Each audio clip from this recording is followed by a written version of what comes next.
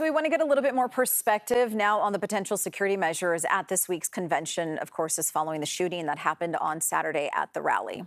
Yeah, joining us now is Michael Harrigan, a retired chief of the FBI Firearms Training Unit. Thank you so much for joining us from our nation's capital. So many Americans wake up very disturbed by what happened. So we want to know, what are some of the steps that authorities might be taking now at the convention center in Milwaukee to keep people safe?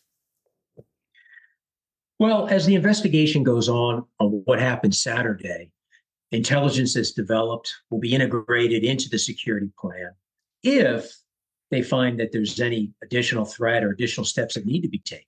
Now, normally on these big events like the RNC or DNC, the Secret Service does this on a regular basis, and they're very skilled at setting up these type of security events, and they have a very time-tested protocol and plan to do so.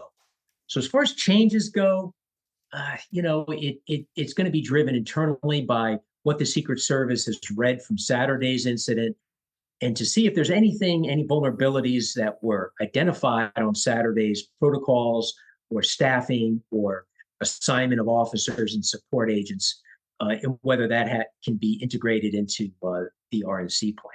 But at this point, it looks like they have a pretty solid plan in place. You do mention staffing, obviously FBI, Secret Service, but how much do they really rely on local law enforcement to sort of shore up and make sure they have enough people and police officers around and about to make sure something that happened like on Saturday doesn't happen again? Well, that's a good point. The little known part about this is the Secret Service has its limits. It has its resource limits. And, they're doing multiple events a day and sometimes, and they need teams at each location.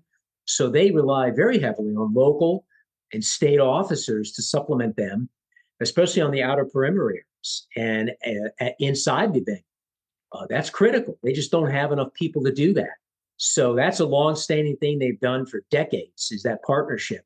And, that's something that you'll see at the RNC coming up, is that, with 50,000 potential attendees or those involved in it, that's a huge amount. And it's in the middle of a big city. So the Milwaukee Police Department, the county officers, deputies, and state agencies are going to be closely involved in that. Do you think that what happened over the weekend will change how we watch rallies and big events like this? And the reason I ask, I saw so many people behind the former president. I saw them duck. Those are American citizens there supporting their candidate duck. We know that one person was killed, 2 others were injured, recovering in hospitals today. Is there any indication from what you're seeing that this could change the way we rally, change the way people are behind these candidates? Because I thought and felt for the citizens who were behind the former president as well.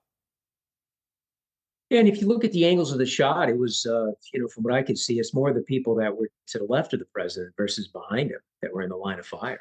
So, when you look at this and you look at the situation on Saturday, which was clearly a security failure there. They missed that area for some reason. Yeah. It's going to come out in the after-action review, and the Secret Service already knows the answer for that now. And I'm sure they're working hard to make sure that doesn't happen again. But the problem you have is, in a democratic society, you have to have access to the leaders by the public. And the Secret Service, has protocols in place, and they fight that battle every day. But you can't, compartmentalize the candidate behind a desk and only speaking to a camera. That just doesn't work. So there'll be some other steps taken, I'm sure, but you have to also understand that this failure or this incident was driven by a gap in security. So, look at the rarity of these attacks on the president and how well the Secret Service does day to day to interdict attacks and threats that could possibly materialize. They do a great job. And even during that event, the actions they took immediately upon the shots by the counter snipers and by the agents on the ground was phenomenal. They did a great job. There's a lot of people out there talking about the minutia, this and that could have been and could have been, they could have done this differently. But the bottom line is that once the shots went off, they covered the president, they got him out of there, and the president, the candidate is here to continue the, his candidacy and, to be a part of the democratic process. Michael Harrigan, former FBI firearms training chief, thank you for your time this morning. And we have much more coverage of the assassination attempt on former President Donald Trump on our website, KPIX.com, and on the CBS News app. And coming up next, we are going to be live from Milwaukee to check in on security measures in place for the Republican National Convention.